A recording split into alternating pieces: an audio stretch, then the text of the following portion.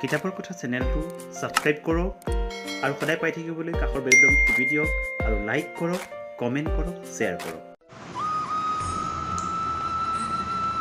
সদ্যহতে পঢ়া এখন গ্ৰন্থ মান্দালয়ৰ বিষয়ে আজি আপোনালোকক কিছু কথা ক'ম বুলি ভাবিছোঁ।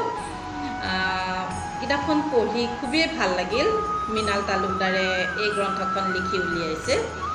মৃণাল তালুকদাৰক আমি সকলোৱে চিনি পাওঁ। তেখেতৰ যি কথনশৈলী টিভি পৰ্দাত, সেই কথনশৈলী শুনি পেলাই আমি সকলো নিশ্চয় আপ্লুত হওঁ। হয়তো মোৰ দৰে আপোনালোকেও তেখেতৰ যি কথনশৈলী শুনি পেলাই আপ্লুত হৈছে।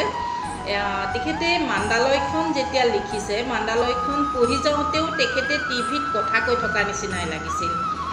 এনেকুৱা লাগিছে যেন তেখেতে এটা দৃশ্য বৰ্ণনা কৰিছে আৰু সেই দৃশ্যটোৰ পাছে পাছে আমিও গৈ আছোঁ।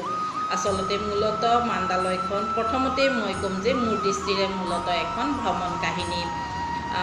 দক্ষিণ পূব এছিয়াৰ যিবিলাক দেশ, চীন, বাৰ্মা, কাম্বোডিয়া, তাৰপিছতে Vietnam, Indonesia, Malaysia, Singapore, Hong Kong, এই সকলোবিলাক দেশৰ নাম আমি আচলতে জানো।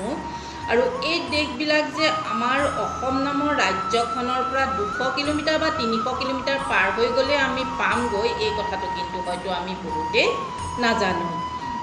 কিন্তু ভাল লাগিল তেখেতে এই গ্ৰন্থখনত এই গোটেই দেশখিনি ভ্ৰমণ কৰি পেলাই তেখেতৰ যি অভিজ্ঞতা হৈছিলে, সেই চাক্ষুষ অভিজ্ঞতাৰ এক সুন্দৰ বৰ্ণনা আমাৰ আগত দাঙি ধৰিবলৈ সক্ষম হৈছে।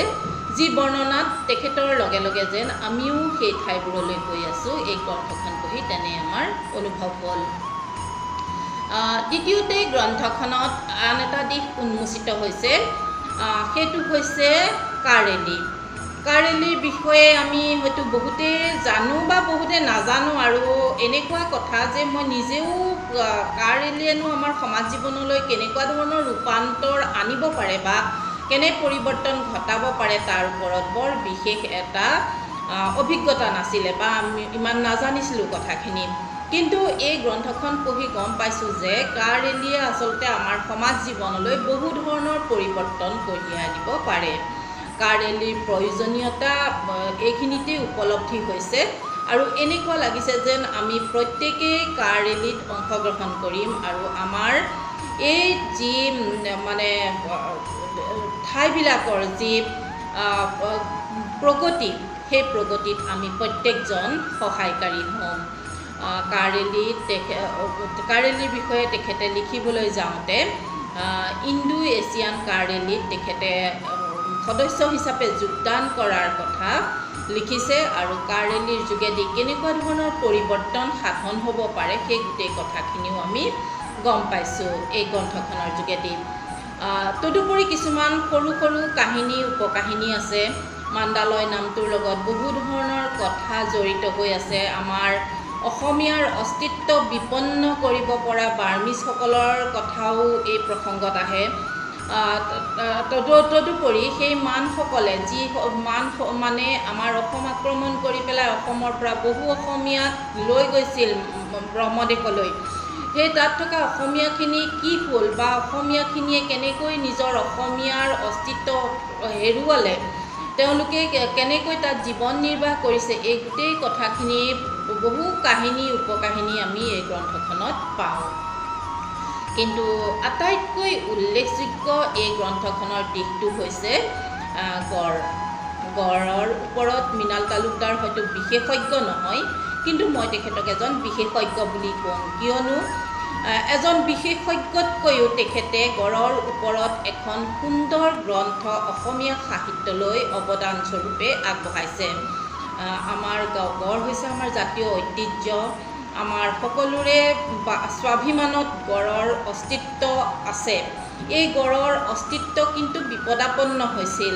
আমি দেখা পাইছিলোঁ যে আজি কিছু বছৰৰ আগত গড় হিচাপে মাহে 2টামানকৈ গড় হত্যা কৰা হৈছিল, তেনেদিনো আমি দেখা পাইছিলোঁ। আৰু প্ৰতিদিনে পুৱা শুই উঠি পেলাই ক'ত গড় মাৰিছে, ক'ত চোৰাং চিকাৰী মৰিছে, তেনেকুৱা ধৰণৰ বাতৰিৰে আমাৰ বাতৰি কাকতবিলাক ভৰপূৰ হৈছিলে। এই যি গড়ৰ চোৰাং ব্যৱসায় গড়ৰ খৰ্গৰ চোৰাং ব্যৱসায়ৰ বন খেদি তেখেত মান্দালৈ ওলাইছিলেগৈ আৰু এই গোটেই কাহিনীখিনি তেখেতে ইয়াত বৰ্ণনা কৰিছে। এখন খুবেই ভাল লগা গ্ৰন্থ, আপোনালোকে সকলোৱে পঢ়িব। আৰু ভাল লাগিল এটা কাৰণেই যে তেখেতে এই গোটেই কথাখিনি ইমান সুন্দৰকৈ বৰ্ণনা কৰিছে।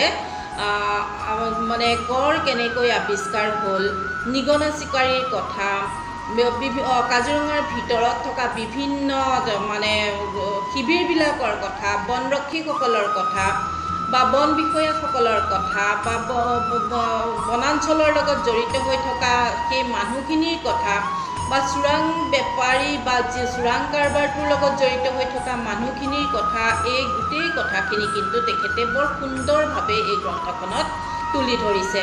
পঢ়ি খুবেই ভাল লাগিল আৰু আশা কৰিছোঁ আপোনালোকেও পঢ়িব। গড়ৰ অস্তিত্ব বিপন্ন নহওক, মই হিচাপে কামনা কৰিছোঁ বা আমি সকলোৱে এই কথা কামনা কৰা উচিত যে গড় আমাৰ ঐতিহ্য, গড় সদায় আমাৰ হৈ থাকক আৰু গড়ৰ চোৰাং কাৰবাৰ ৰোধ হওক। ধন্যবাদ। কিতাপৰ কথা চেনেলটো ছাবস্ক্ৰাইব কৰক আৰু সদায় পাই থাকিবলৈ কাষৰ বেল বাটনটো টিপি দিয়ক আৰু লাইক কৰক, কমেণ্ট কৰক, শ্বেয়াৰ কৰক।